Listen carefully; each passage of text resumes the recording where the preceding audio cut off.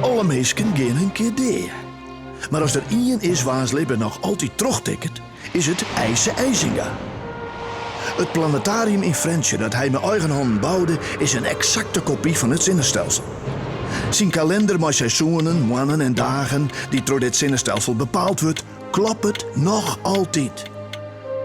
De klok van IJse IJzinga rent nu al meer dan 224 jaar terug. Precies op tijd. Het planetarium van IJse IJzinga is niet alleen nog een knap stukje vakwerk. Het wie ik het bewijs voor de mensen in de 18e eeuw dat de Ierde net oerleveren wie onder de grillen en de wil van de goden en de godsdienst. IJzinga toonde aan dat het leven een onderdeel is van een ingewikkeld stelsel van natuurkundige wetten die het voor eeuwig vastleggen. De Universiteit van Friendshire en het nieuwe denken in de tweede helft van de 18e eeuw zorgen ervoor dat vakken als natuurkunde en wiskunde tegen in de belangstelling komen te staan. Wetten en voorzissings van kerkelijke leerders worden net meer samen terug elke keer aangenomen. Mensen willen zelfs uitvinden hoe het zit met het leven op aarde. Grote boetelloze geleerden als Copernicus en Galileo Galilei hier een eeuw eerder al aantoont dat zinnen en sterren niet om de aarde heen draaien, maar dat het correct andersom is. De aarde draait om de zinnen heen. Ook de Friendshire professors en studenten binnen hier in de 18e eeuw benijd naar en willen verder uitzoeken hoe het zo snel correct werkt. Ze zorgen het heelal als een hemels oerwerk. Een grote klok die het eer terug God maken is en nooit zijn eigen gang gaat. Een van de studenten is Eelco Alta. Hij wordt later dominee in Bozem. En hij had hem aardig verdiepen in de natuurkunde en ook in de sterrenkunde. Hij jaart van een dreigend gevaar.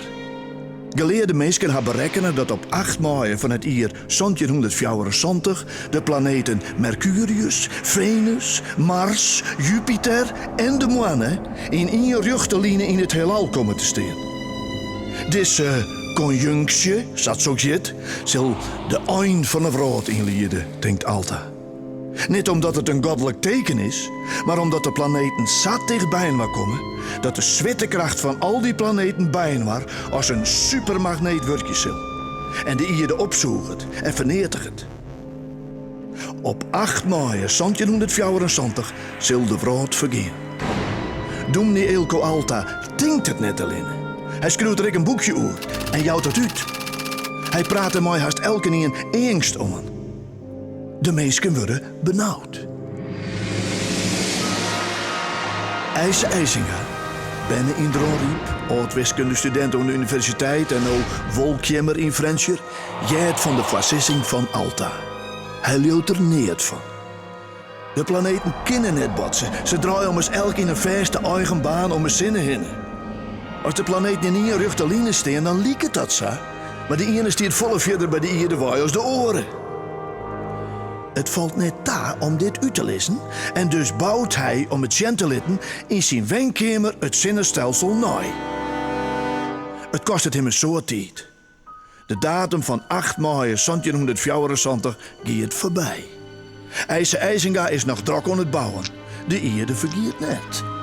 Pas zo'n jaar later is het planetarium klaar. Het planetarium is zo groot en zo mooi dat het voetendaallijks een soort belangstelling loopt. Eerst van de studenten en de professors en later ook van orenmeesken. Zelfs koning Willem I komt op bezoek.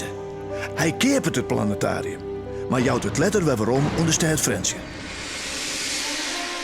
IJse IJzinga zelfs kent net zo lang neugenietje voor zijn werk. Vanwege zijn politieke activiteiten krijgt er toen de stok mooi gezag en met een vlechtje. In 1787 wordt er uit Friesland verbannen. En pas 18 jaar later komt er weer waarom in Friendshire. Gelukkig had het planetarium de jarenlange leeg staan hoe libben. Alle jaren komen nog altijd tienduizenden bezoekers naar Friendshire om het kunstwerk van IJse IJzinga te bezien. De man zelf stoort in het jaar 1828. Maar zijn hemels oerwerk tikt nog alle dagen.